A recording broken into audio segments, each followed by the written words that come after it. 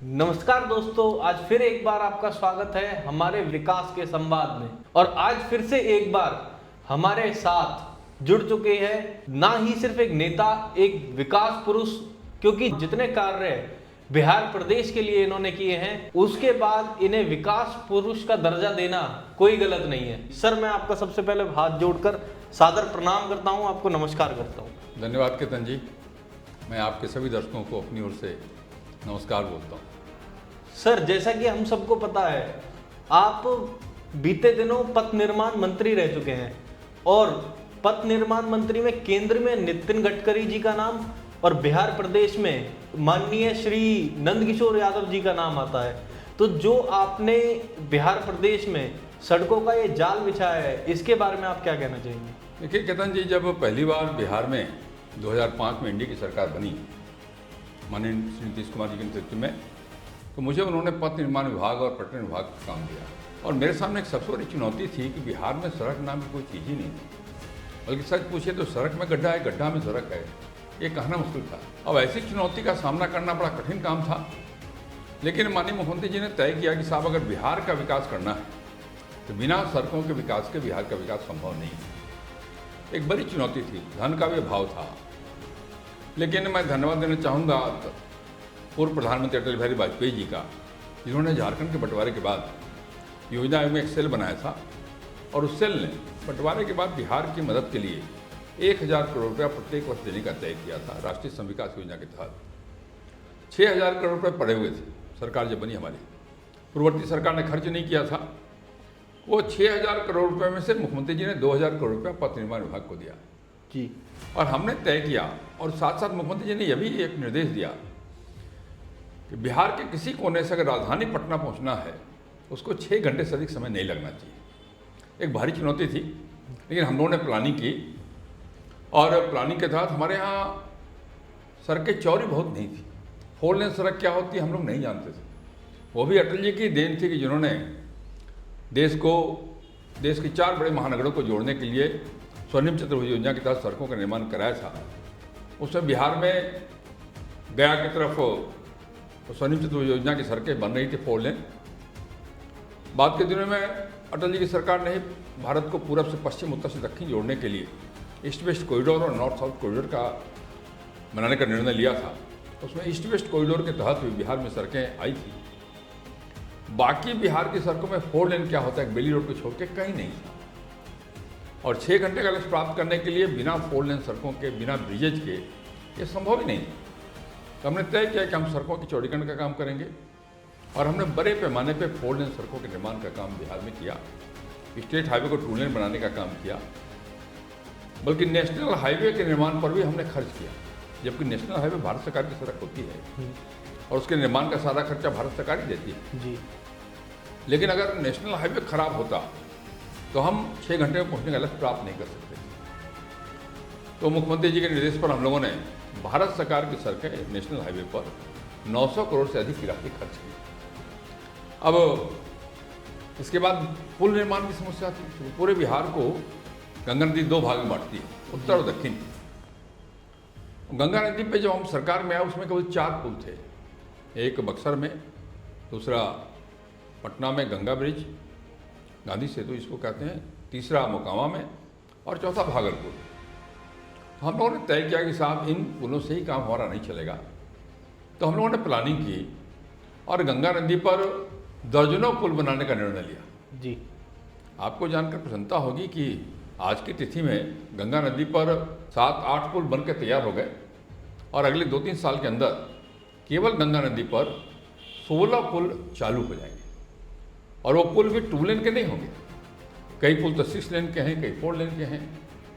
तो एक तो वो काम था, दूसरा सड़कों की चौड़ीकरण का काम था। हमारे पास, मैंने कहा, पैसे की कमी थी, तो हम लोगों ने रोड डेवलपमेंट कॉर्पोरेशन बनाया, एशियन डेवलपमेंट बैंक से लोन लिया, जापान का बैंक जाइका है उससे लोन लिया। ऐसी संस्थाओं से कर्ज लेकर के हम लोगों ने बिहार की सड़कों के विकास का लक्ष्य तय किया। एक बड़ी चुनौती और हमारे सामने थी कि छोटे छोटे जो नदी नाले थे उन पर यहाँ के लोग बांस की चची का पुल बनाकर पार करते थे। एक बार हम मुख्यमंत्री हेलीकॉप्टर से जा रहे थे कहीं, तो उन्होंने कहा कि नंदकिशोर ये ठीक नहीं लगता, इसको बदलना चाहिए। तो हम लोगों ने पुल निर्माण निगम को फिर से जीवित किया और बड़े पैमाने पर लगभग 5000 से भी अधिक छोटे बड़े पुल पुलिया का निर्माण का काम किया। तो हम लोगों ने 6 घंटे का लक्ष्य प्राप्त कर लिया। लेकिन मुख्यमंत्री जी को कहाँ संतोष होता है, वो तो और विकास चाहिए और विकास चाहिए। फिर उन्होंने 5 घंटे का लक्ष्य तय किया। तो उस 5 घंटे के लक्ष्य को प्राप्त करने के लिए फिर सड़कों का निर्माण, फिर पुलों का निर्माण, और केवल गंगा नदी नहीं, बिहार की सारी प्रमुख नदियों पर बड़े पैमाने पर पुलों के निर्माण का काम किया गया। सड़कें और चौड़ी की गई और वो निरंतर काम चल रहा है। और मुझे लगता है कि 5 घंटे का भी लक्ष्य लगभग पूरा ही हो जाएगा। तो ये सड़कों के निर्माण की जो बड़ी कहानी, लंबी कहानी है, अगर मैं सभी सड़कों के विकास की बात करूं तो बहुत समय लगने वाला है। वैसे आप एक लाइन में समझ लीजिए, पटना शहर से, राजधानी है पटना जी, इससे आप जिस दिशा में जाना चाहते हो, पूर्व, पश्चिम, उत्तर, दक्षिण, सब जगह आपको 4 लेन सड़कें मिलेंगी जी। तो ये एक विशेष बात है। और मैं धन्यवाद देना चाहूँगा आज माननीय प्रधानमंत्री नरेंद्र भाई मोदी को, जिन्होंने प्रधानमंत्री बनने के बाद बिहार की आवश्यकता को ध्यान में रखकर बड़े पैमाने पे सड़कों के निर्माण की राशि स्वीकृत की। बल्कि जब 14 में वो प्रधानमंत्री बने तो तुरंत 1 साल बाद ही जब 15 में वो आए यहाँ, तो 1.25 लाख करोड़ रुपए का पैकेज बिहार को दिया, जिसमें केवल 54,000 करोड़ रुपया केवल बिहार की सड़कों के लिए था। और बाद के दिनों में और आज अभी भी लगातार सड़कों के निर्माण के लिए एक्सप्रेसवे, हाईवे, चाहे नेशनल हाईवे हो, ग्रीनफील्ड सड़कें हों, ब्रिजेज हों, बड़े पैमाने पे मोदी जी की सरकार बिहार को धनराशि दे रही है। क्योंकि उनका मानना है कि बिना पूर्वी भारत के विकास के देश का विकास नहीं हो सकता है। इसलिए पूर्वी भारत के विकास के लिए और विशेष करके बिहार के लिए उन्होंने धनराशि आवंटित करने का काम किया है। मैं उनको आपके माध्यम से धन्यवाद भी देना चाहता हूँ। तो सही मायनों में अगर देखा जाए तो एनडीए की डबल इंजन सरकार ट्रिपल तेजी से चल रही है। नहीं, डबल इंजन की सरकार पैसेंजर ट्रेन नहीं है, एक्सप्रेस वे है। अच्छा, एक्सप्रेस ट्रेन है और आप सुपर फास्ट ट्रेन कर सकते हैं आप, जिसमें वो तेजी से विकास के काम हो रहे हैं। और आप देखने के लिए और भी बात, सड़कें हम कल बनाई नहीं जी, सड़कें हमारी बनने के बाद भी मेंटेन रहे, इसकी भी हमने विशेष कोशिश की। और एक नया रोड मेंटेनेंस पॉलिसी हमने बिहार में बनाया, जिसके तहत सड़क बनने के बाद जो डिफेक्ट लाइबिलिटी पीरियड है, उसकी समाप्ति के बाद भी सड़कें उसी प्रकार रहे। इस योजना को हम लोगों ने बिहार में कार्यान्वित किया है।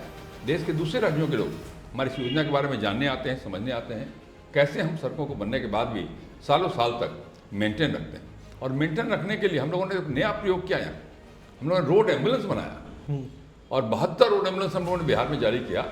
छोटे मोटे जहाँ भी गड्ढे होते थे तुरंत रोड एम्बुलेंस उन गड्ढों को भर देता था, उसमें रोड चला देता था। तो एक नया प्रयोग बिहार ने किया है सड़कों के विकास के बारे में, जिसकी चर्चा आज पूरे देश में भी होती है। और मुझे इसके कारण से सर्वश्रेष्ठ मंत्री का अवार्ड भी मिला 2019 में। तो एनडीए की जो डबल इंजन सरकार है वो वंदे भारत को भी पीछे छोड़ते हुए दिखाई दे रही है। बिल्कुल बिल्कुल कह सकते हैं आप।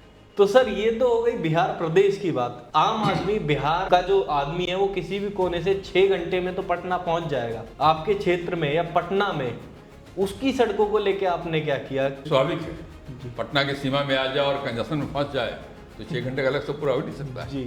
तो पटना राजधानी है और राजधानी का अगर विकास नहीं हुआ तो इतने बड़े पैमाने पर लाखों लोग जो रोज आते हैं उनका सामंजस्य नहीं हो सकता है जी। और इसीलिए पटना के विकास का भी हमने प्लान किया और बड़े पैमाने पे यहाँ भी सड़कों के निर्माण का काम तो किया। नए प्रोजेक्ट बहुत सारे लिए। एक हमारी सरकार का मानना था, क्योंकि देश के अंदर जो बाकी राज्य हैं उन राज्यों की तुलना में हमारे यहाँ आबादी ज़्यादा है और हमारा क्षेत्रफल कम है, तो अब केवल सड़कें चौड़ी करने के लिए ज़मीन की भी आवश्यकता होती है, जो संभव नहीं था। तो हम लोगों ने तय किया कि अब हमको फ्लाईओवर बनाने पड़ेंगे, बड़े पैमाने पर नई सड़कें बनानी पड़ेगी जो एलिवेटेड है। और पटना के विकास की आप कहानी कहें तो आप देखेंगे हमारे यहाँ, आप अटल पथ का जिक्र करेंगे तो अगर विचार करें आप, अटल पथ जिस स्थान पर बना है वहाँ रेलवे लाइन है। पुराने ज़माने में दीघा में अनाज के गोदाम, बड़े बड़े गोदाम हुआ करते थे जहाँ रेलवे से ही माल जाता था, वहाँ रखा जाता था। ऐसे ही पटना घाट जो मेरे विधानसभा क्षेत्र में है, वहाँ मारूगंज की मंडी के लिए सामान आया करता था। लेकिन बाद के दिनों में उसकी उपयोगिता समाप्त हो गई। हम लोगों ने रेलवे से बातचीत किया और वह दोनों रेलवे की वो ज़मीन भारत सरकार से राज्य सरकार ने परचेज किया और परचेज करके हमने एक सिग्नेचर रोड बनाने का तय किया। और उसमें अटल पथ उसमें शामिल हुआ। और उसके बाद आपने गंगा पथ देखा ही है, देखा है, तो गंगा पथ के अंदर उसकी कनेक्टिविटी बढ़ गई। उसके बाद फिर अब पटना घाट का भी जो सड़क था जिसमें रेलवे लाइन बिछा था, उसके निर्माण का काम चल रहा है। तो उसके कारण से आपको दिखाई पड़ेगा कि बाहर से जो लोग आते हैं किसी भी सड़क से, तो पटना में प्रवेश करने के मार्ग थोड़े सुलभ किए हम लोगों ने। लेकिन जो हमारे इंटरनल सड़कें थी वो भी एक चुनौती थी हमारे सामने। तो सबसे पहले हमने पटना रोड प्रोजेक्ट तैयार किया मंत्री बनने के तुरंत बाद, और पटना की जो प्रमुख सड़कें हैं उनके निर्माण का काम कैसे होगा इसकी रचना करें। और अगले 3 साल में हम लोगों ने उस काम को पूरा किया, चाहे वो अशोक राजपथ हो, चाहे वो हमारा पुराना बाईपास हो, उसको बनाने का काम। उसके अलावा भी आप कह सकते हैं पटना की जितनी प्रमुख सड़कें थी जो पथ निर्माण विभाग के अंतर्गत थी, उनके निर्माण का काम, उनको पूरा निर्माण किया। मान लीजिए आप जब पुराना बाईपास की चर्चा करेंगे आप, आज आपको 4 लेन वो सड़क दिखती है, लेकिन जब हम मंत्री बने थे उसमें सड़कें 4 लेन नहीं थी। उसके दोनों तरफ केवल ट्रक और बसेज के बॉडी बनते थे, उनके रिपेयरिंग का काम होता था। तो सड़क 2 लेन से अधिक उपयोगी नहीं थी। हम लोगों ने तय किया कि जितनी जमीन पथ निर्माण विभाग की है उस पूरी जमीन में सड़क बना दी जाए। आज आप ओल्ड बाईपास में जाइए तो सड़कें आपको चकाचक दिखाई पड़ती है। दूसरी समस्या हमारी ये थी, हमने फ्लाईओवर बनाया। आप बेली रोड चले जाइए तो लगता ही नहीं कि आप पटना में आए, फ्लाईओवर बन गया, लंबा लंबा फ्लाईओवर बन गया। दूसरी चुनौती हमारे सामने थी कि रेलवे लाइन हमारे शहर के बीच से गुजरता है, तो कई हमारे रेलवे क्रॉसिंग थे।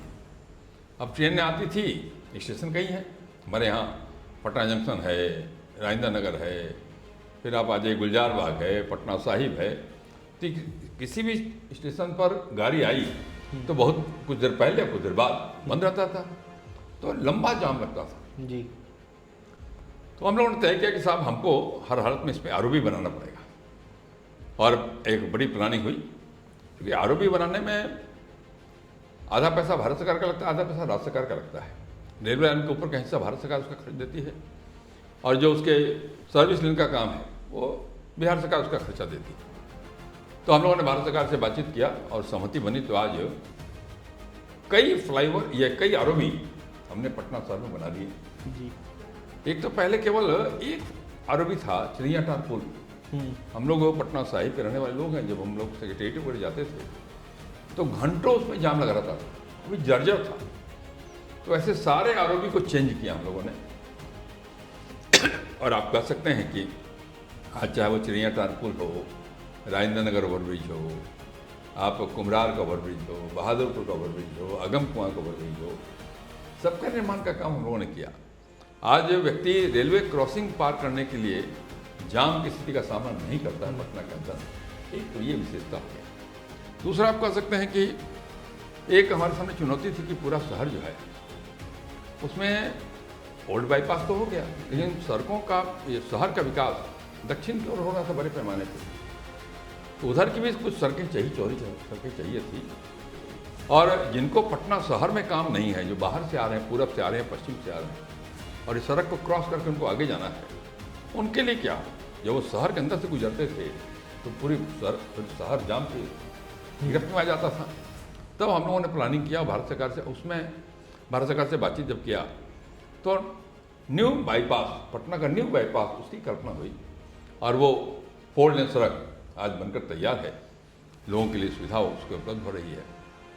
तो सच पूछे तो पटना के विकास में शहरों का योगदान तो बड़ा महत्वपूर्ण है ही, लेकिन फ्लाईओवर और आरओबी अगर इसका निर्माण हम बड़े पैमाने पर नहीं करते तो शायद हम शहर के कंजन को समाप्त नहीं कर सकते थे। और अब तो इसके आगे भी अब 3rd बाईपास बन रहा है, जो कन्हौली बिहटा से लेकर के सरमेरा तक, और वो 3rd बाईपास से बनकर के तैयार हो गया। अब पटना शहर में केवल पटना की बात करें, पटना जिला की बात करें, तो राजधानी तो पटना है। तो यहाँ आने के लिए दक्षिण से या उत्तर से गंगा नदी पर कितने पुल बन गए इसका अंदाजा आप कर सकते हैं जी। एक तो हम लोगों ने महात्मा गांधी सेतु के पहले एक और 4 लेन सड़क बनाने का तय किया। दिग्गा से सोनपुर एक सड़क है, जेपी सेतु, अभी वो 2 लेन का है, लेकिन उसके बगल में एक 6 लेन का नया पुल बन रहा है, काम उसको चालू हो गया। आरा से छपरा को जोड़ने के लिए एक पुल के निर्माण का काम पूरा हो गया, वो चालू हो गया।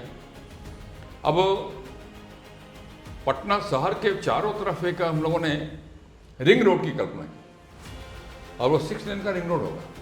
और रिंग रोड कन्हौली बिहटा से पड़ा, बिहटा हमारा एयरपोर्ट बनने वाला है। अच्छा। तो बिहटा कम समय में लोग पहुँच सकें, इसके लिए दानापुर स्टेशन से लेकर के बिहटा तक हमने एलिवेटेड रोड बनाने का काम प्रारंभ कर दिया है, वो पूरा होने वाला है।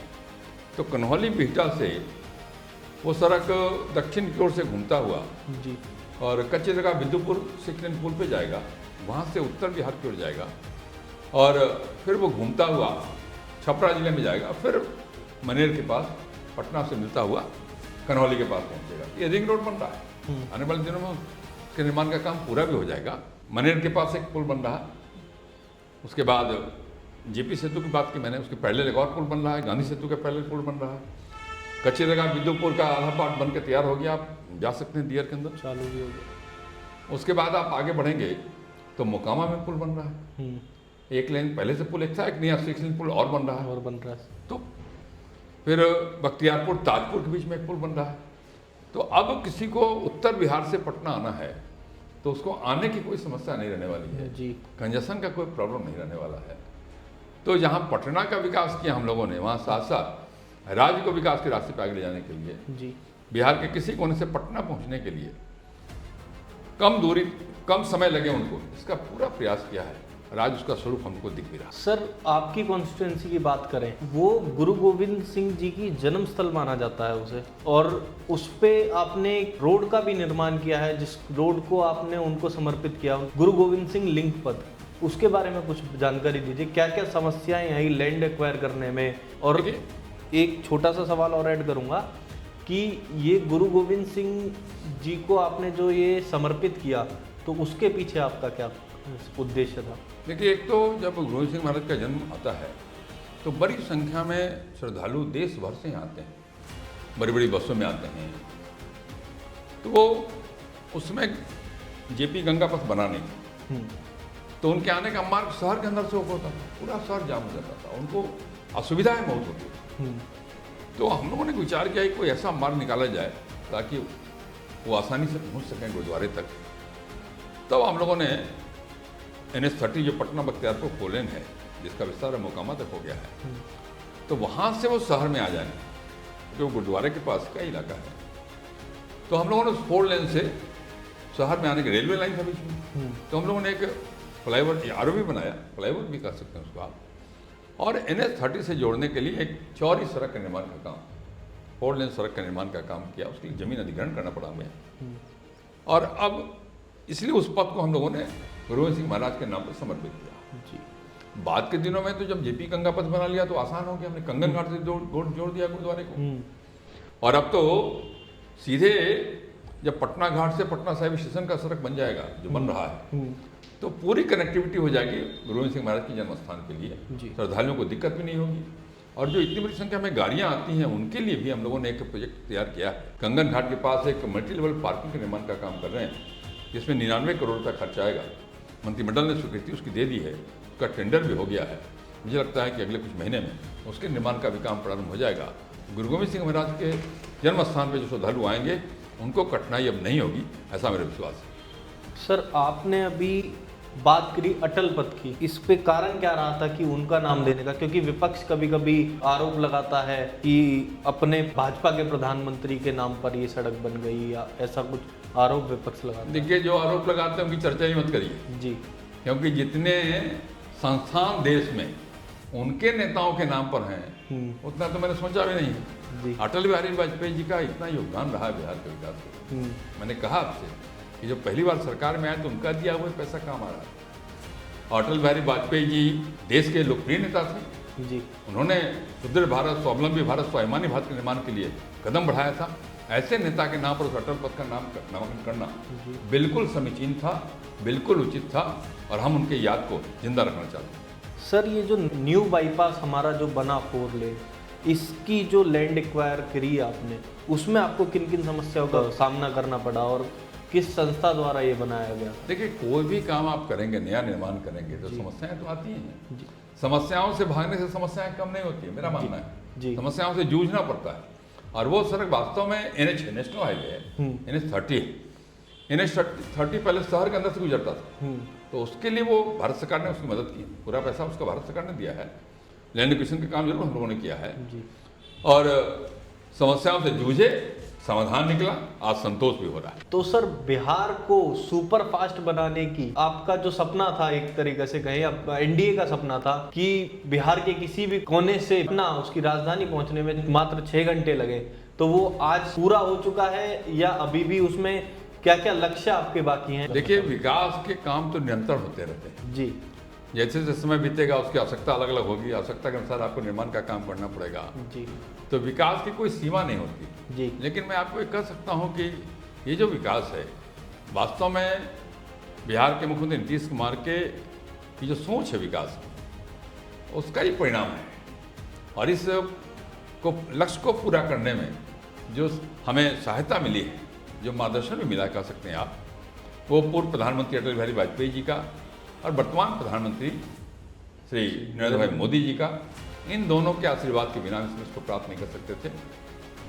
और मैं सुशील मोदी जी को नहीं भूलना चाहता हूँ, जो पूर्व वित्त मंत्री हैं स्वर्गीय सुशील मोदी जी। इन सब लोगों ने मिलकर के इस लक्ष्य को प्राप्त करने में मदद किया, सहयोग किया, दिशा निर्देश दिया और उन सब के आशीर्वाद का परिणाम है कि आज बिहार की सड़कें इस स्थिति में पहुँची। बहुत बहुत धन्यवाद सर। मैं इसी क्वेश्चन के साथ आज का पॉडकास्ट में समाप्त करना चाहूँगा और मैं चाहूँगा कि आप आगे भी इसी प्रकार के विकास कर रहे बिहार की जनता के लिए और हमारी सुख सुविधाओं के लिए करते रहें। बहुत बहुत धन्यवाद। धन्यवाद। तो यही था आज का हमारा संवाद। आज हमने जाना कि किन चुनौतियों के साथ एनडीए ने ये रोडों का जाल बिछाया और ऐसे ही जानकारी पाने के लिए जुड़े रहिए हमारे साथ। तब तक के लिए जय हिंद, जय भारत।